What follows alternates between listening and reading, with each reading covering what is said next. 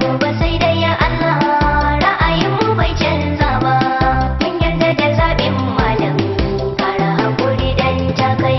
Alhamdulillah muna godiya ga Allah subhanahu wataala da wannan haɗuwa da ake ta yau, kuma ina muku maraba da zuwa, ina kuma godiya kwarai da zumunci da aka yi da kuma ziyara da nuna kauna da ake ta yi akan waɗannan harkoki. Allah ya saka da alheri, kuma Allah ya mana jagora. Na yi murna kwarai da wannan shigowa da aka yi. To alhamdulillah yan uwa sun tashi sun yi bayani, kuma su waɗannan bayan Allah da suka zaga su mai har aka tattauna da su, kuma daga nan aka sa wannan zama na yau. Wato wasu bayan Allah ne da Allah ya kaddara masoya kuma suke cikin wannan tafiya, da su suka tsara wa kansu wannan aiki, suke kai kawo da dukiyarsu da lokacinsu da duk wani abu da Allah ya ba su dama suke amfani da shi. Haka suke ta zagawa ƙananan hukumomin nan. Lokacin da suka fara ma kusan zan iya cani ba su gaya mun ba, shauki ne irin nasu da kuma kowa irin gudunmawar da yake ganin zai bayar. Su suke buga fastoci da kansu, ko guda nawa ce aka gani, da stika da ake yi da duk wasu abubuwa. Haka Allah ya kaddara, kamar yadda ake cewa waɗansu suna yawo suna cewa takai sun bata da Sardauna, ta haka kuma wasu kuma suke yawo suke tallan takai. Wallahi halin da alhamdulillah kowa da irin abin da zai iya. Haka mune musu godiya mai yawa, Allah ya saka da alheri. Kuma alhamdulillah masu bayani duk sun yi bayanai mai. Wannan hidima dai da muka sa a gaba dama ba ajiye ta akai ba, lokacin ta ne bai yi ba, don haka ba yadda za ka kai abu lokacin da bai yi ba.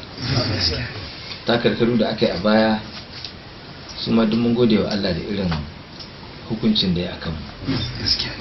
Har abada kullum Allah ya abu baya zama koma baya, duk wani abu da Allah ya shi ne daidai.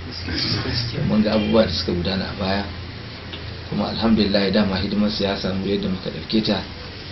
Hidima ce ta al'umma, kuma hidima ce da ake ganin wato mutum yake jin zai ba da wata gudunmuwa ga al'umma. Haka ba mu ɗauke ta hanyar sana'a ba ko hanyar samun wani abin duniya. Sai san an yi ba a samu ba, an yi ba a samu ba, duk ana cikin ibada, babu abin da aka rasa a ciki. To yanzu kuma ga harkokin suna gab da sake dawowa. To sai mu gode wa Allah da zubin da aka yi da bayan da Allah bai kaddara an samu. Tunda salon mulkin da muke gani a yau, inda yau mu ne muke yin sa haka, za mu iya cewa mun samu koma baya a harkar siyasa, mun samu koma baya a harkar mu'amala da al'umma. Saboda mu burinmu ba haka mu muke fata abin ya zama ba.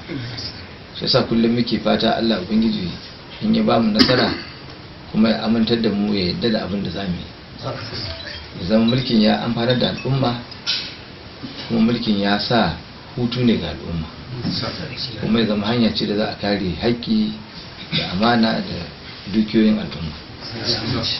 Idan aka rasa irin waɗannan abubuwa, to sai ko an samu damar ma bata amfanar ba. Kuma ba ma fata mulkin ya zama bukata ce kawai don su waɗanda su kawai suka samu. Ana samun mulki amma zai amfanar da kawai wanda ya samu mulkin ne. Idan ya zama haka gaskiya bai zama da alheri ba, kuma mu ba ma wannan fatan.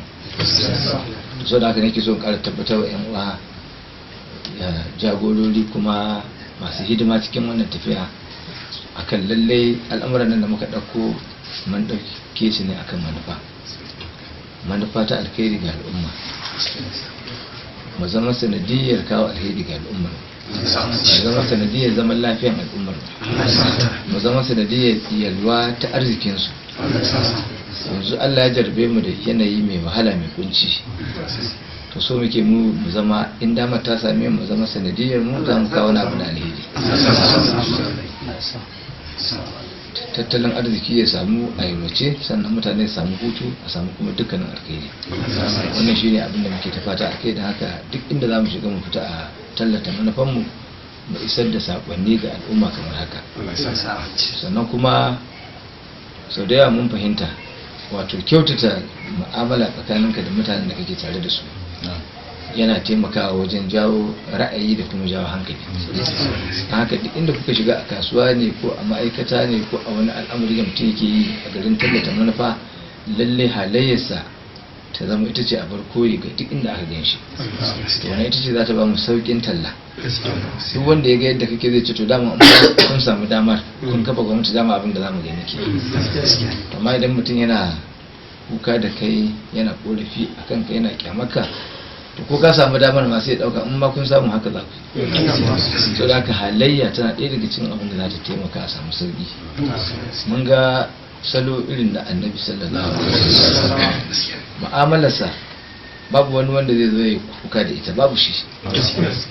Waɗanda ma ba su yarda da shi ba, ba su imani da shi ba, shi suke kawo ajiya. Duk wani abu na ajiya, na mutuntaka, na sasantawa a tsakani, duk wani abu na karimci, shi suke nema cewa zo ga abin da muke da bukata da so da haka mu'amalar mu za ta zama shi, ita za ta nuna ka, kuma ita za ta ba mu damar sauki a cikin wannan tafiya. So da haka da wannan nake fata yan uwa lalle mu tashi tsaye kuma yadda an takarar mu ne fa bawan Allah kuma makiyin kana shaidawa gaskiya ruko da amana